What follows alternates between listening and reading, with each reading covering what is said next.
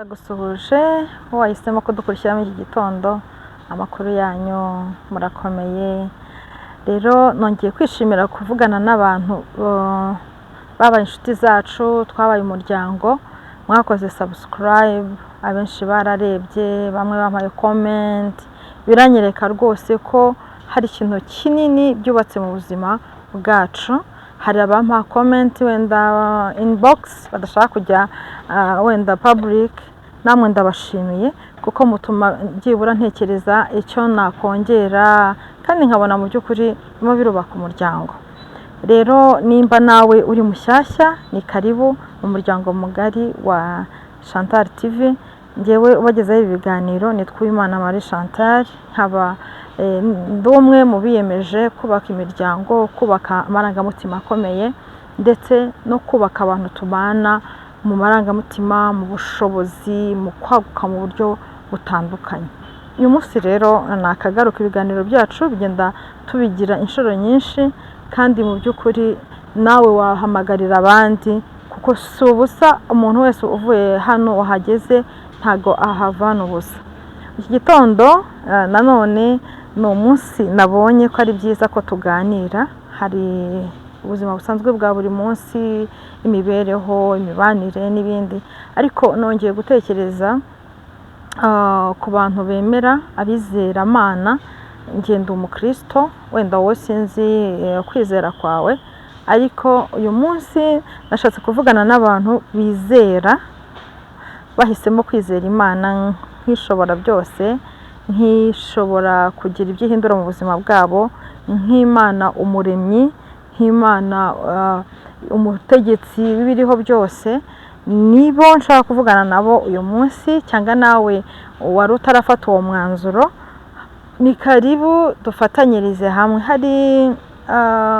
Hariho igihe umuntu abyuka, hari igihe umuntu areba hanze aha ubuzima busanzwe, iki gihugu cyacu se, ibihugu wenda waba waragezemo, ibidukikije, ibihugu bitandukanye bya Afurika, bageze mu bihugu byo hanze i Burayi, Amerika, abantu ku isi yose. Iyo umuntu atahari, iyo umuntu atarahagera, abagira ngo wenda ho n'ahantu hadasanzwe, abavuga ati wenda abantu bameze gutya ntabwo bameze nkatwe. Ariko iyo umaze kumenyerana n'abantu b'andi mahanga y'ibindi bihugu, usanga abantu bose ku isi ari bamwe. Abantu bose ku isi bafite uko bizera, abantu bose ku isi bafite uko bemera, abantu bose ku isi bafite ibyo bashyiramo umwete wabo. Rero umuntu wese uva amaraso afite ukuntu yizera, afite ukuntu yemera. Uyu munsi rero numvise naganira n'abantu bizera cyangwa bemera ku ngingo ivuga ngo ese ujye umenya ko hari umunsi tuzirirwa mu isi ntituyiraremo, atari imperuka y'umuntu ku giti cye nk'uko umuntu agenda akatuvamo akagenda, cyangwa se natwe twaba dufite igihe tuzagendera. Ahubwo ujya ugenda ukareba ibintu byose biri hanze aha, ukibuka ko hari umunsi isi izaba umusaka, isi izaba nta muntu ukibarizwamo. Ibyo bintu jya ubitekereza. Iyo ubitekereje wiha ikihe gisubizo? Wowe wumva wategura gute icyo gihe? Wowe wumva wabaho ubuzima bumeze gute? Uyu munsi ntago naje gutera abantu bo kuri Chantal TV ubwoba, naje kubashyigikira, naje kubaha inkunga, naje ngo twongere dutekereze, hanyuma dufate imyanzuro y'imibereho mishya. Mu buryo bw'umwuka, ibintu byose tubona mu mubiri cyangwa tubona, yaba ari ibingibi dukora, ukabyuka ugacuruza, si uko ari impanuka ku isi, biba byarateguwe mu isi y'umwuka. Iyo mvuze isi y'umwuka, iyo mvuze ahantu abantu badashobora mu by'ukuri kureba ako kanya, aida ugomba kuba usenga kugira ngo uhamanye n'ibintu byawe ko bikugeraho, cyangwa se wizeye izindi mbaraga. Ni imbaraga ebyiri zisa nkaho ziyoboye isi: imbaraga z'Imana yaremye isi n'ijuru, n'imbaraga z'umwijima.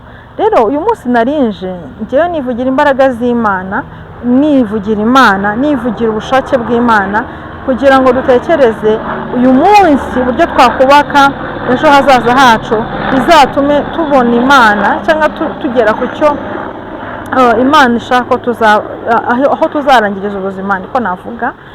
Rero navuze ngo ese ko tubyuka duhirimbanira ibikorwa bya buri munsi, ko tubyuka duhirimbanira imiruho y'ubu buzima, ko tubyuka duhirimbanira ubukire, ko tubyuka ubukungu, duhimbanira ubukungu, ko tukunze abacu, ko tubafasha, ko duhirimbanira imyambaro, ko duhirimbanira ibyo kurya, ko duhirimbanira ubutunzi butandukanye, ariko amaherezo y'ubu buzima tujya duhirimbanishwa nayo. Hari igihe abantu ushobora kwibeshya ko guhirimbanira amaherezo y'ubu buzima ari ukubyuka mu gitondo ukajya ku rusengero, saa sita ukajya ku rusengero, ku mugoroba ukikoza ku rusengero. Hoya, ntabwo aribyo nshatse kuvuga, ariko reka mvuga amadini wenda akomeye mu isi.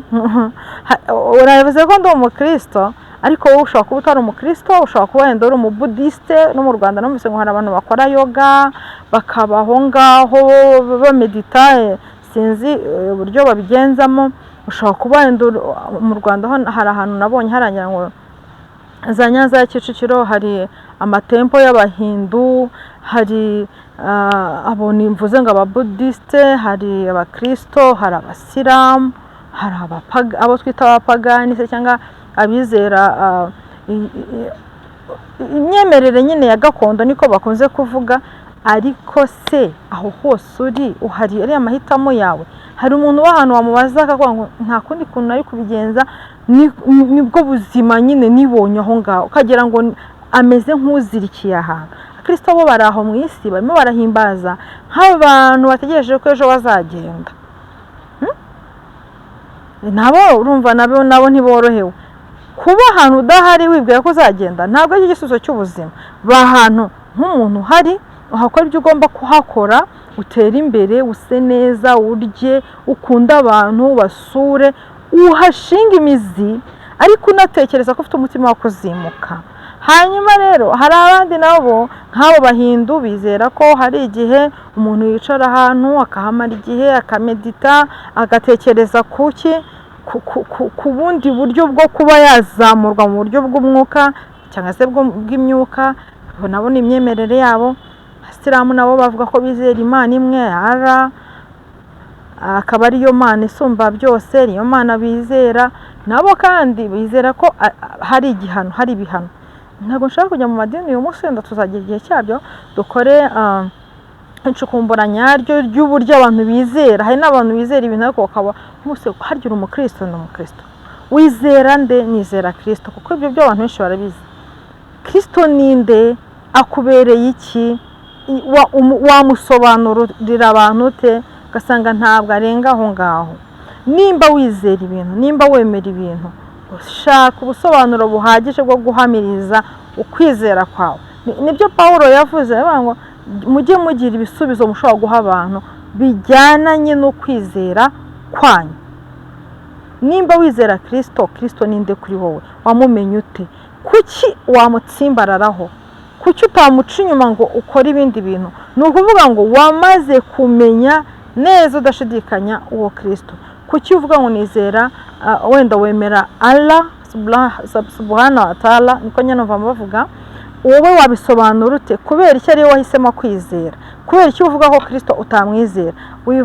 Wimenye impamvu Kristo utamwizera gusa, nanamenye impamvu wizera Allah, sibyo? Utuwereke ukuntu iyo myizerere yawe iruta iyindi utizeye. Ntabwo turi muri debate cyangwa se mu ihangana ry'amadini, ariko turimo turavuga ngo nyuma y'ubu buzima hari umunsi isi tuzabyuka, cyangwa tugasanga ntabwo isi igihari. Nicyo nari ndimo ndakubwira. Hamya cyangwa tekereza neza, injira, shinga imizi, utekereze neza umunsi uwo muremyi cyangwa se nyir'ibiremwa azakubaza ngo wabaye mu isi imyaka 50, wabaye mu isi imyaka 60, wabaye mu isi imyaka 70, wabaye mu isi imyaka 80, wanaguhaye imyaka 100, wakozemo ibiki? Bimanuka imbere yawe. Hamya, haguruka, utekereze kuri ubwo buryo bw'imibereho y'icyo gihe. Hanyuma rero navuze ngo wari uzi ko hari igihe tuzayirirwa mu isi ntituyiraremo, cyangwa wari uzi ko hari igihe tuzarara mu isi ntituyirirwemo? Kandi kuri twese ibi bizu binini na bya bihugu bikomeye bifite intwaro zikomeye, bifite amazu akomeye, ntibishoboke ko bashobora kugira icyo babikoraho. Njya mbirebera ku bihangange bikomeye, nawe ujya ubibona ukumva igihangange gikomeye ngo cyapfuye, cyarashwe, cyagize gute. Noneho twebwe tukabifata nk'ibisanzwe. Ubuzima bw'umuntu ushobora kurangira ku giti cye, ariko n'ubuzima ushobora kurangira ku giti cye, ariko n'ubuzima bwa twese hari igihe kimwe buzapfundikirwa. Rero haguruka utekereze neza kuri icyo gihe uburyo wabibona. Va mu byaha, va mu buraya, va mu busambanyi, va mu bwambuzi, va mu bubeshyi, va mu gushaka guhuguza abantu ibyabo. Wowe wicaye mu nzu y'umuntu wenda wagiriye nabi, wenda wapfuye, wenda waroze, wenda wamutwaye imitungo, wenda n'umuvandimwe, wenda n'inshuti, wenda yaguhaye amafaranga ntiwayamusubiza, kandi nukuri uraryohewe kandi umerewe neza. Bireke, isubireho, uva mu gukunda ibintu, wibuke neza ko nyuma y'ubu buzima hari ubundi buzima, kandi ubwo buzima bw'igihe kizaza burimo gutegurwa uyu munsi. Hari umunsi uzirirwa mu isi ntuharare, hari umunsi uzarara mu isi ntuhirirwe. Niyo nkuru narinje kukubwira, narinje kubikwibutsa, narinje kugushyigikira, narinje kukubwira ngo Imana yaturemye iradukunda, Imana yaturemye iragushaka. Yiha umwanya uko wicara utekereza, Mana nakora iki, Mana nagira nte, Mana nabigenza nte, Mana nkora iki kugira ngo mbe uwo kwishimirwa nawe.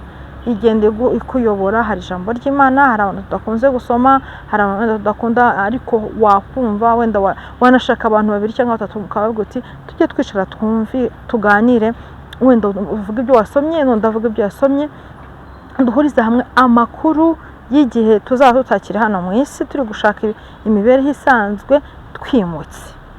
Ni inkuru nziza nari nguhaye, ni ukukwibutsa. Rero nawe haguruka ubigire ibyawe. Shalom, turi kumwe. Imana ikomeze kubaha umugisha, ikomeze mudukurikirane, kandi turabakunda.